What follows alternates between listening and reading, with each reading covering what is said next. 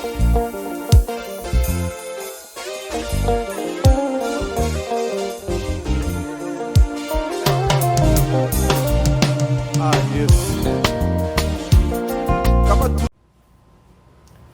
guys, welcome and good to see you all. If it's your first time here, hope to see you again.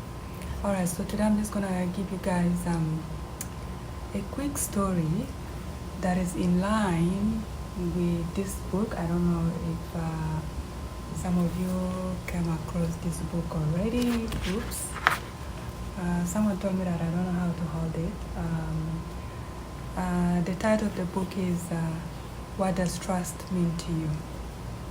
So I'm just gonna tell you guys a quick story about something that is in line with actually this book. And if this is your first time here, this is basically a storytelling channel. What I do is we tell stories based on everyday happening, but also in line with some of the books that I've written so far. So this is book number 21. So I've written 21 books so far. I know it might look like a big number, but trust me, it is not. That's not a lot of books really. Some people read more than 40 books a month, easy, right? So yeah, so I've published 21 books so far, and I'm just gonna tell you guys a quick story about trust, but not a story from this book. Actually, if you are not a reader and you don't really like reading, you can just jump into 180 something of this book, and there are stories from different people where how they were affected one way or the other as far as trust is concerned, because sometimes we think trust is a value, trust is something that carry virtue, but in reality trust actually means something different to different people, depending on who the person is, depending on their upbringing, depending on their culture. And trust me, trust does not mean the same thing to most people. So this is a story of a working mom. The mom has about 3 children, and the youngest, the 2 kids were a little bit older, like 12 and 10, but the last baby was around I think 2 to 3 months. No, not 2 to 3 months. 2 to 3 years. I think, yeah, the little baby was about 2 to 3 years old. So the mom found something weird. Every time she gets home, the baby is very clingy onto her. Doesn't want to go, with the caregiver anymore. She had a babysitter. It's actually a live-in caregiver that she brought from overseas to take care of her kids. The two kids usually go to school. They come back after school, then they will be dropped off to karate classes, where they do after class programs until 7 p.m. But the caregiver is the one that takes care of the little baby basically full time. But the little baby was sick, and after the baby recovered, he was not the same anymore. He will just be crying and crying. So the mom started noticing marks on the baby, in the the baby's back, the baby's hands, and the caregiver will always say that, oh, he fell, or something like that. There is always one excuse or the other. So so the mom didn't know what to do, and the little baby doesn't even sleep well at night. And this is someone that she really trusted. What did trust mean to this mom versus her caregiver? This mom looked at the caregiver as someone she pays, but as someone that she would trust to take care of her kids. Okay? But it looks like trust actually meant differently, or meant something else to the caregiver, because she probably maybe lost her how should I say, her vibe. Who knows, or maybe she was just there for the money. Who knows, or maybe she just didn't really like kids, but she was with that family because, you know, she wants the money. And she was also new in the country. She wanted to get her papers, her residency papers, right? So there's a lot of, how should I say, a lot of faults, a lot of, what should I put it, how should I put this, oh my God. There's a lot of ways you can look at how this caregiver understood her level of trust and the kind of trust the mom basically bestowed upon her.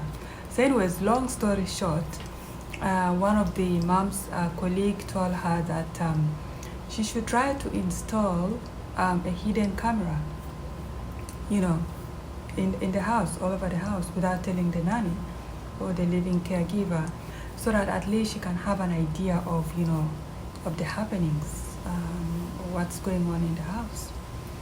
And of course, this particular day that she installed cameras, she of course didn't look at it because she was really busy at work, and it was after 2 days later when she came home, and she came home, but the baby was already sleeping. So she just went to the baby's room and noticed that the little baby was sleeping. And then the following day, she wasn't feeling well, so she didn't really tell the caregiver that she wasn't going to work for the following day. She just decided that morning that she wasn't going to go to work. And when the baby woke up, she went to the baby's room and took the baby, and she noticed the baby's hands were all burnt. There are boils on the baby's hands. So she was so shocked. But instead of calling, did she call a caregiver? Yeah, she called a caregiver. Asked her that, listen, what happened to the baby? And she just started giving stories. So the mom said, okay, that's fine. So she rushed the baby to the hospital, and the doctor determined that it was a sign of scald or burn. Scald, wait, I need to remember my science. Yeah, you know, like when something is boiling, okay, let me try to explain what scald means. That is, if I still remember what it actually means. When you're boiling water, right, there is the heat that comes on top of the water. And I think that is what a scald is, I think. Those of you who know science, I think that's what scald means. So the doctor said it's a result of a burn and a scald, probably hot water and whatnot. So anyways, the baby was treated, the mom came home. Still, she did not contact the caregiver. She went and pulled the video. And what she saw on the video shocked her. Apparently, the caregiver was boiling water, the water was boiling, and the caregiver kept dipping the baby's hands in the hot water several times while the baby's crying, right? So the mom didn't know what to do. I guess if it was anybody, you would want to kill the caregiver, but she just called the police and gave the video to the police, and the caregiver was arrested. Why am I telling you guys this story? The reason I'm telling you guys this story is the question again to ask as far as this story is, what does trust mean to you? Because sometimes when you hear about trust, and people think it's trust in relation to relationship or marriages or friendship. Yes, we can talk about trust in those terms, but there is also trust on who do you really take to take care of your family and to take care of your children. For those people, what does trust mean to them? Does the trust that you give them is the same trust that they give back? Because if you entrust me with your children, or if I trust you with my children, I need to make sure that you understood the kind of responsibility I'm giving you is because I trusted the relationship, but just because I'm paying you, but I also trust the fact that you're going to take care of my family. But in this situation, it was different. All right. So anyways, that is the end of the story. And just be careful who you trust out there. And that's it, guys. See you next time.